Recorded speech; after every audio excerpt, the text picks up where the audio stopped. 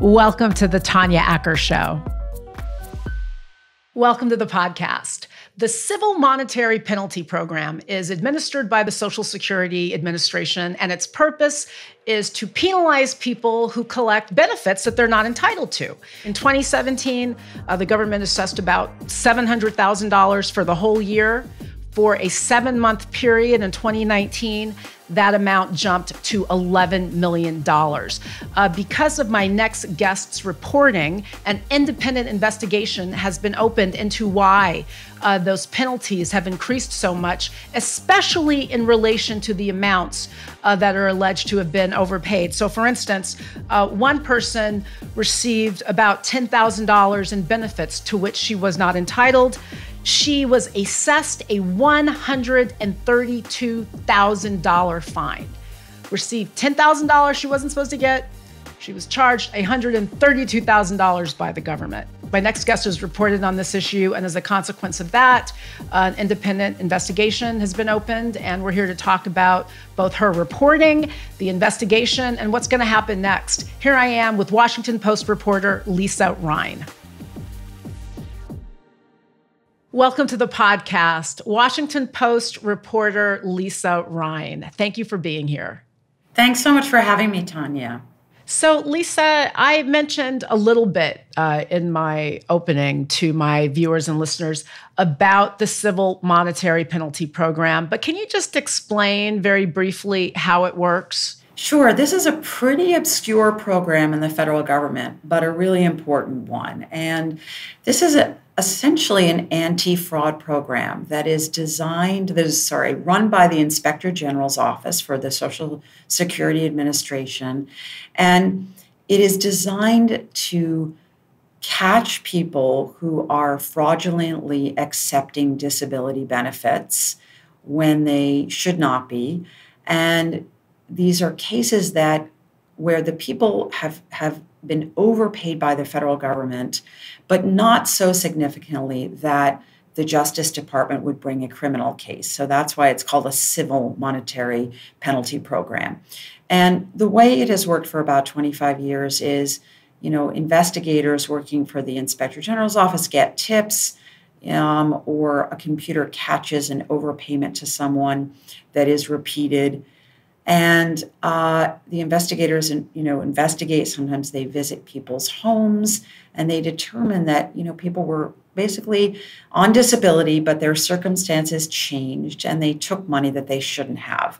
Maybe they earned too much money, more than they were supposed to, even though, of course, the amount you're allowed to earn is pretty low. But or someone on benefits in their family died, and they kept receiving the benefits. And so basically, the attorneys in the Inspector General's office are supposed to, historically, work out a settlement agreement with people. These are poor people, they're disabled people, they're elderly people. And yes, they committed fraud. But generally speaking, the fraud is what is sort of referred to as passive fraud. And generally speaking, a settlement would be reached where over a period of years, the person would most likely continue receiving benefits, but the government would take out a couple of $100 every month to kind of repay itself. And sometimes the person would, depending on the infraction, have to pay a penalty of maybe several $1,000s. But the idea behind this is that the person's financial condition must be taken into account. And that's historically. Things changed, and that's the story I wrote. But normally, these are poor people, and their ability to pay normally needs to be taken into account. So in your reporting, you actually pointed out that in 2017, for the whole year, the government assessed about $700,000 in fines. Now, let's juxtapose that to a 7-month period in 2019 when, according to your reporting, the government assessed about $11 million in fines. The gist of your story is that this didn't happen because there are so many more cheaters. It happened because the government stopped taking into account the financial condition of the people who were subject to these fines. Is that right? Sure. So, just a quick history of this program. It never brought in huge amounts of money, but the idea is that the Inspector General's office would report to Congress every year how much money they had recovered. A lot of it was really on paper because sometimes it took, would take 20 years for the government to recoup what it had overpaid, these folks. But at its peak, the government probably recovered about $21 million a year. But the program kind of fell by the wayside. It stopped being a priority for the Inspector General's office for a variety of reasons. It lost staff, the staff wasn't replaced. And then during the Trump administration, there were a bunch of attorneys in the program, and there was an acting Inspector General, followed by a Trump-appointed Inspector General, who decided that they really wanted to get the program going again. Not a bad idea, probably a good thing. But what happened was that in doing this, they said, look, we want to just kind of raise the fines on paper so that we can tell Congress that we're bringing in more money. And so the strategy they used to do this is really the subject of our story. And it was really a very controversial strategy. They just said, you know what, no matter what these people were overpaid, no matter what level of fraud they committed, we're going to just start charging them hundreds of thousands of dollars in penalties so that we can tell Congress, oh, guess what? This program has been reinvigorated. And that's really the crux of the controversy. And in fact, in your story, you point out the relationship between some of these fines and then the amounts that were overpaid. So for instance, one person received about $10,000 in benefits by mistake. And to be clear, these are benefits to which that recipient was not entitled. That's right. As a result of that $10,000 overpayment, this person was assessed a fine of $132,000. Another example you point out, someone received $14,960 wrongfully. Again, that is money to which they were not entitled. They were assessed $168,000. So really, Lisa, part of your reporting is about the fact that these fines were so disproportionate to the amounts that were overpaid. There was really no relationship between the two other than to really slap people on the wrist really, really hard, it seems. That's right. And in a lot of cases, people lost their disability benefits, for the rest of their lives because they had to try, to pay back these fines that they could never pay, but they were penalized by the Inspector General's office, which, as I said, runs the program. And I mean, it's just, it's a very nuanced story in the sense that about what happened here, because yes, there is fraud in this program, but the question is, how much should a poor person who has committed fraud that does not rise to a criminal level, how much should that person really be penalized? And, just wanted to add is that the Inspector General's office, they broke the statute. They did not follow the statute, and they did not take into account people's financial condition, because had they done that, they would never have issued penalties like this. And there was no attempt during this period to settle the cases. My next question for you is going to be, why should a lot of folks care about this? You're talking about Americans who are paying $7 a gallon for gas. Folks are having a hard time finding baby formula and food. Americans are struggling. Everybody is struggling. A lot of people are struggling. So when they hear that somebody cheated the government and got a really hard slap on the wrist, a lot of folks may be inclined to say, so what? But to your point, that I don't want to be lost here, the issue is that the government did not follow its own rules, because there were rules for how these penalties are supposed to be assessed. And the government said, you know what, we're not going to do that. Is that what happened here? I think so. And I think it was also a really interesting example of cynicism by a bunch of civil servants and political appointees, both, who kind of colluded to keep this abuse of the system going, in the sense that, government, as it should, has so many rules. And the people running this program thought, that Congress actually cared, a report that was supposed to say how much money this program was bringing, how much revenue this program was bringing in. And it was just cynical because, the attorney in question and then the current inspector general of the Social Security Administration, who, might add, is now under, 3 separate investigations following our reporting, which I feel, it was a good thing that the reporting had this effect. But it's just, you can't just decide to be very cynical just so that you can sort of look good like you're complying with the rules. And in the end, Congress really wasn't really focused on this program and the fact that it had dwindled and it was sort of had become less of a priority. There was sort of a perception that just kind of rolled into this crazy reality. And I guess the other thing I'd say in terms of why people should care, it is definitely true that, when government administers a safety net program, they really are striving to get for a balance between giving people who deserve the benefits that they've applied for, giving them what they deserve, but also in trying to weed out fraud. And in the case of disability, Social Security disability, fraud is definitely a part of this program because, the process by which the oversight is done by self-reporting. So, someone inherits a house and it's up to them to report to the government that they've inherited a house and their benefits should go down significantly or they should lose benefits. And so that's one thing. But I guess the way I think of it is, there are a lot of wealthy people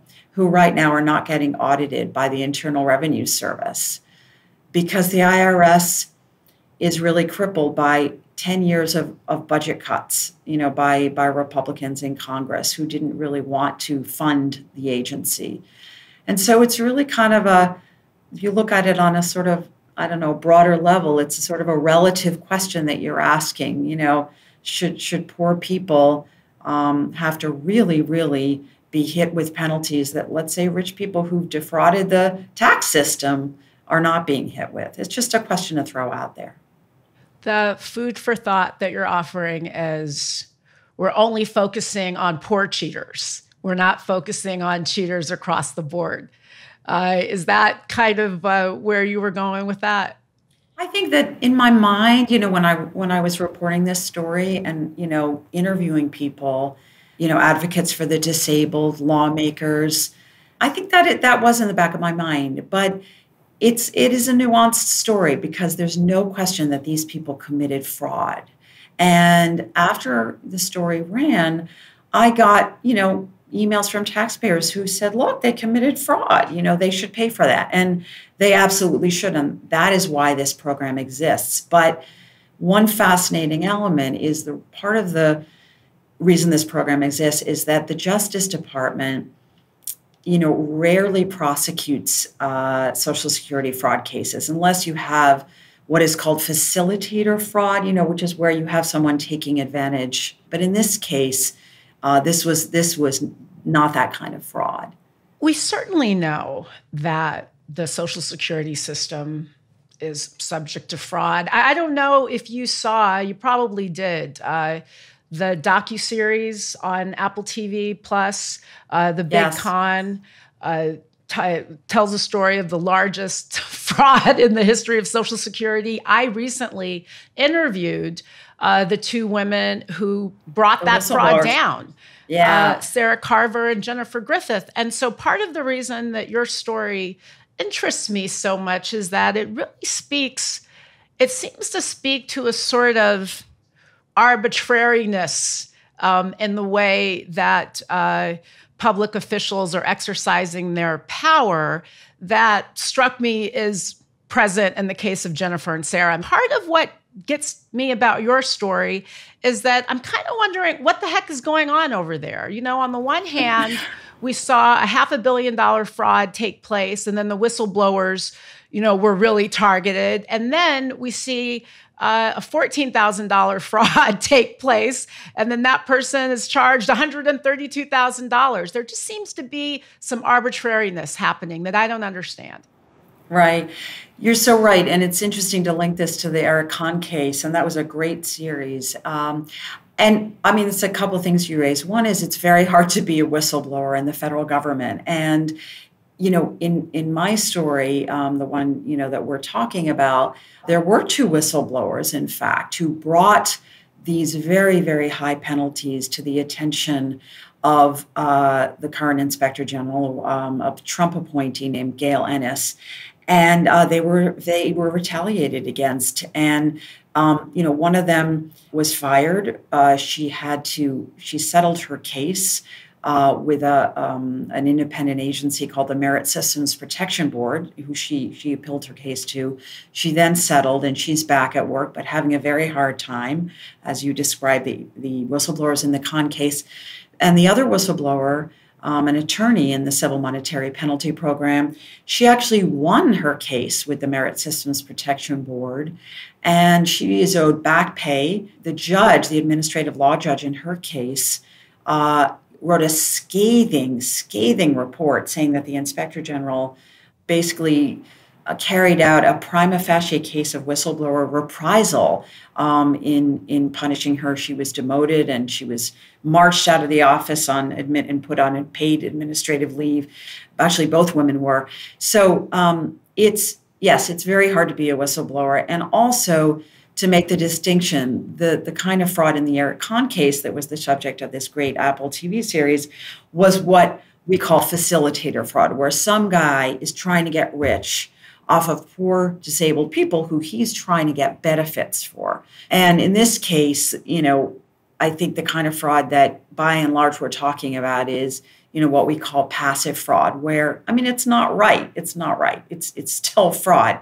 But I think, having a guy who's trying to make millions of dollars off of the government, to try to get poor people their benefits is very different, than someone who doesn't report, a higher income than they're allowed to have, who doesn't report that they, bought a car. These are not people, by and large, who are living luxurious lives on their disability benefits. No, in fact, I think you point out in your story that in one case, one of the recipients, I think, co-signed for a car and didn't report that. And I think someone else inherited some property and didn't report that. A couple of these folks indicated that they weren't aware of the fact that they were supposed to, but then also said, mea culpa, I'm willing to take my punishment. But then my punishment for this $14,000 overpayment is $100,000. And the only way that they can pay that back is by having all of their Social Security garnished going forward. Something else you mentioned is that these fines don't take into account the age of the recipient. So in some cases, you have people who, for, let's say, a $10,000 overpayment, they might be in their 70s. In order to satisfy the fine, they'll have their Social Security checks garnished for the rest of their lives. That's right. A woman outside of Chicago who was in the story, she's 74, and, she was never on benefits, but her late partner was. And, she flips burgers, at a gas station. And because she did not report that he had died, and, it's always these folks often have very complicated stories, and it's very hard to really sift through what did they know, what didn't they know. But, she acknowledged, she said, I told the investigators, I'll pay back. If I screwed up, I will pay back what I owe. So, and I fully believe that she did tell the investigators that. But yeah, she has lost her Social Security for at least, I think it's 12 more years or something like that. And, that's pretty rough. That's a pretty rough thing to go through. So let's talk about what your story resulted in, because, it really strikes me, Lisa, that there are two parts of this. For me, there are two parts of why I wanted you here. One is that you're touching on this issue, which to me, again, given my interview with Jennifer and Sarah, and I'm really compelled by them, by the way.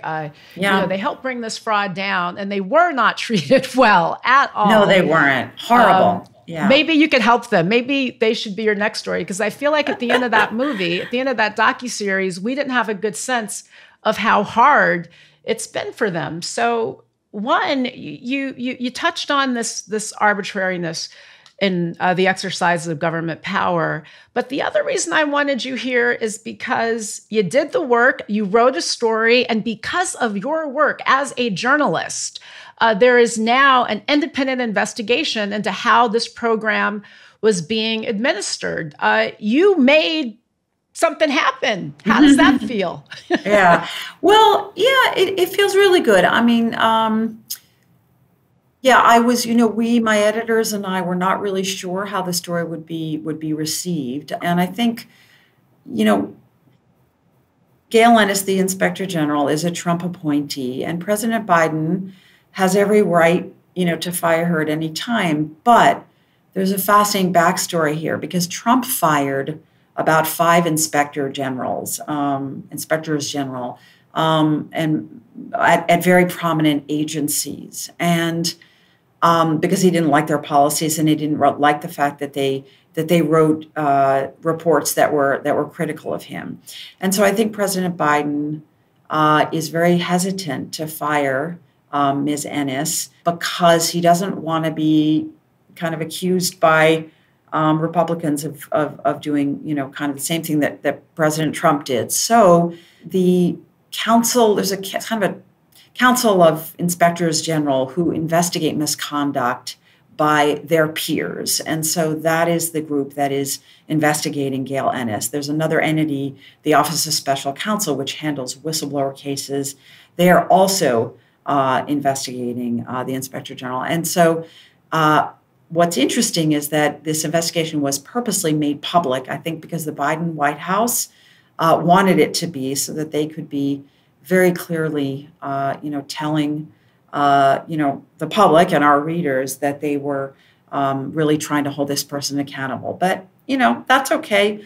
Biden wants something that he can, in my understanding is that President just wants a document giving him kind of the authority to make a decision about the IG, not just in his. He has authority. It sounds like he wants cover. He wants cover. Yes. He wants. Sorry cover. about that. He has the cover. Yeah. He has the authority.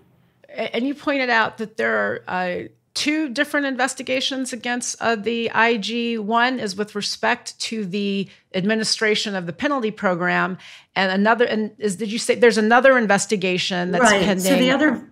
About the whistleblowers. It's a small agency that deals with whistleblower reprisal. And I don't know if the whistleblowers in the Eric Kahn case, went to that agency or not. It's called the Office of Special Counsel. But basically, they're very, very short-staffed, but it's a wonderful nonpartisan agency. And they, in a high-profile case, kind of like this one, they basically figure out if someone has faced a reprisal, and then they go to the agency in question and they say, you need to do something about it. So we'll see what happens with that. What do you think should happen next? Let's just break this down for people, Lisa. We know there's going to be a certain amount of fraud in any government program, just like there's a certain amount of fraud in, private insurance. There's fraud everywhere. You give people an opportunity to take advantage of something. Some people will. What is the best way, in your view, and based on the reporting and the facts and the research that you've collected,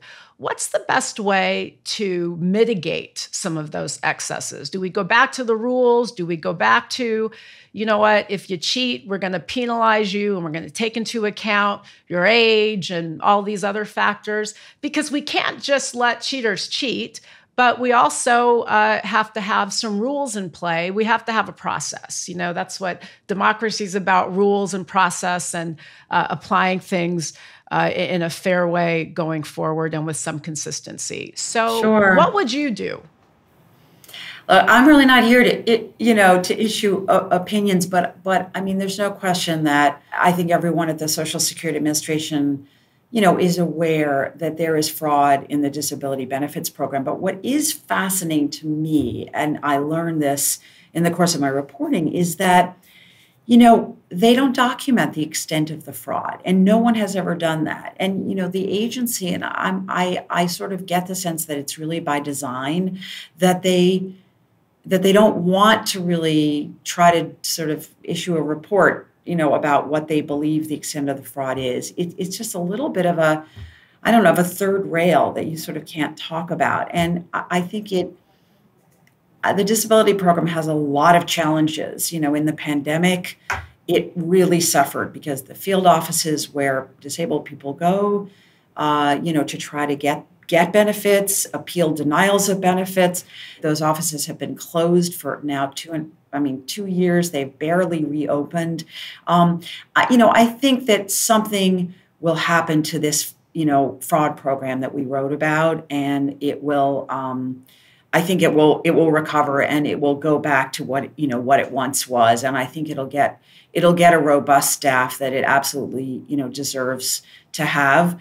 And I think there's these basically almost 100 cases that are in this kind of grouping that we wrote about, where and that's the question in my mind, is what happens to them, because the penalties, I think it was 83 people got these really egregious penalties. And so the question is, what will happen to those cases? Will they be renegotiated?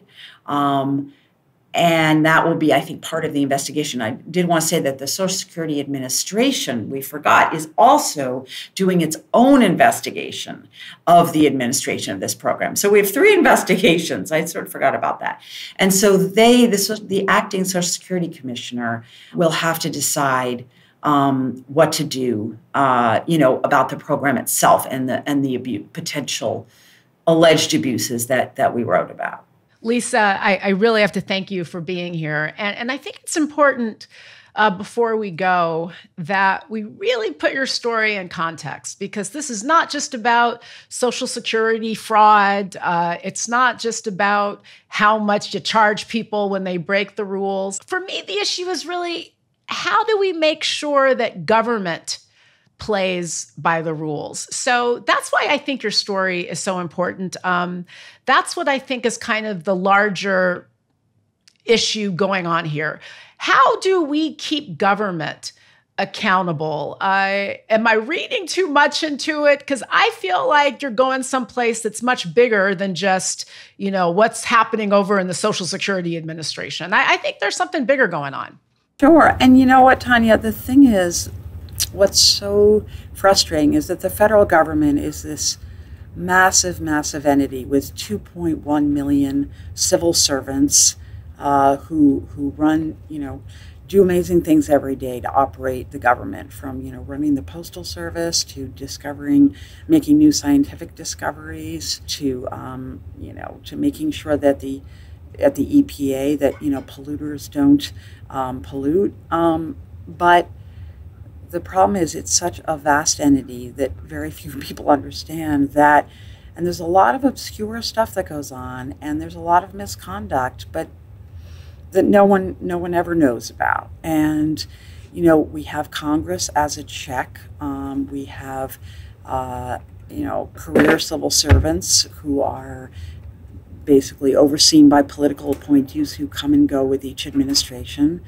We have inspectors general, we have auditors at the Government Accountability Office.